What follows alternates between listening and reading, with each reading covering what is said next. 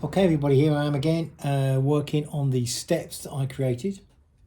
I'm going to show you close up what I did. You saw me the other day cover these with plaster blanket.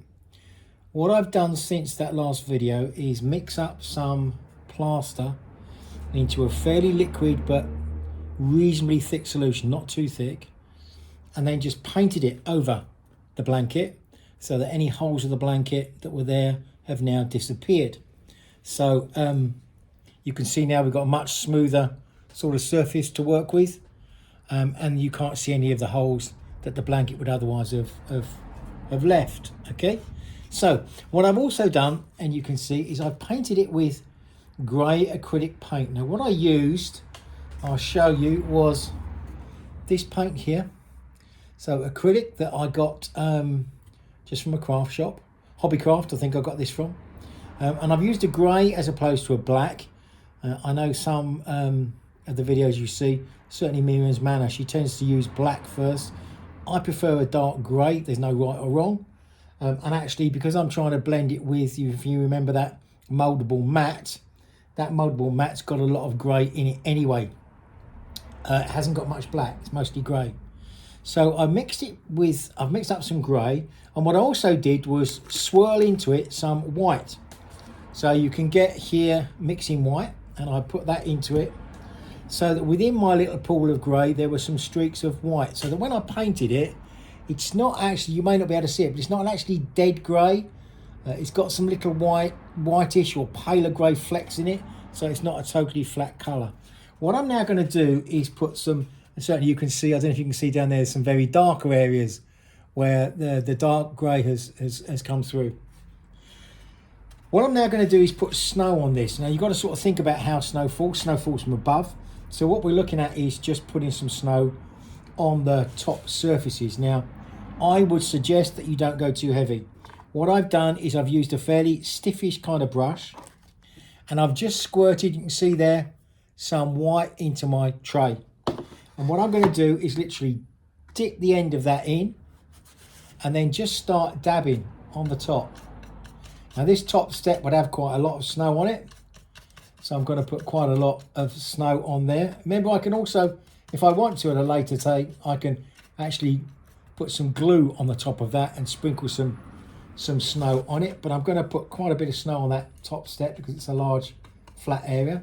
But on the steps down here, because they're rocky, I'm literally, why I'm using a stiff brush is because you can then just dust over the top, and then you don't put too much on. Much better to put too little than too much, because you can always go back and add more, but it's very hard to take it off. You'll get snow on the edges, so you can see I'm kind of stroking down on these edges because that's where you'll see the snow collect. Again, I'm just brushing down, so it's heavier on the edge of the step than it is deep back in. Come down here, it's going to be quite heavy there. Come down, keep it, just, it's very easy to get carried away, and actually you lose the effect then if you get carried away. So I'll carry on down these slopes here.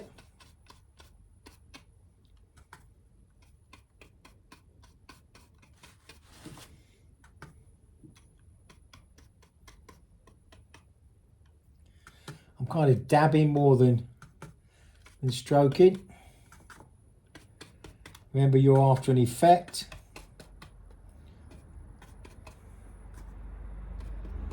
Like snow would be. Now, I'm just going to put in just a tad more of the mixing white. I need just a tiny bit. You don't need much of this stuff. It's very, very economical, goes a long way. When I painted the grey, I used a brush like this. So I used a much softer, thinner brush to paint on, but for doing this snow I find a stiffer brush better. Now what I want to do here is catch the top surfaces of these rocks. You see what I'm doing? I'm just catching the top surfaces because that's where the snow would lay. It wouldn't lay on those vertical strips, it would lay and catch just on these top surfaces. So that's where I'm going to go.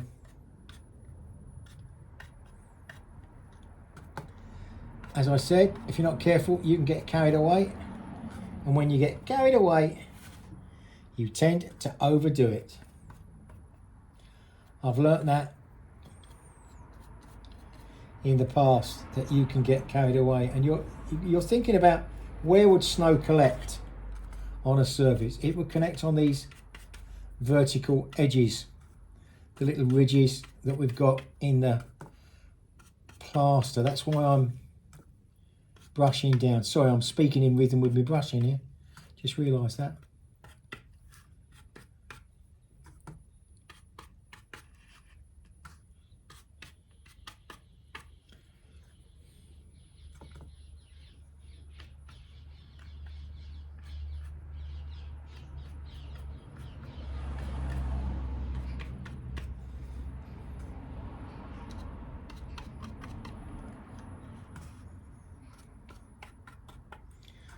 You can hear me concentrating, can't you? Oh, I know, you can hear me concentrating. Okay,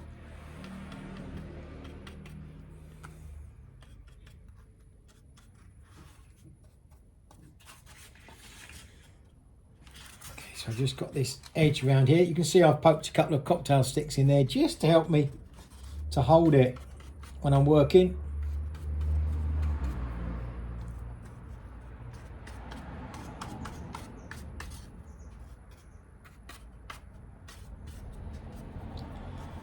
There you go. I've used a very little amount of snow. Kept lots of grey there of the rock. So that's a nice stony path. And that is it. That's where I'm going to stop. I'm happy with that. The surfaces down here are vertical surfaces down there.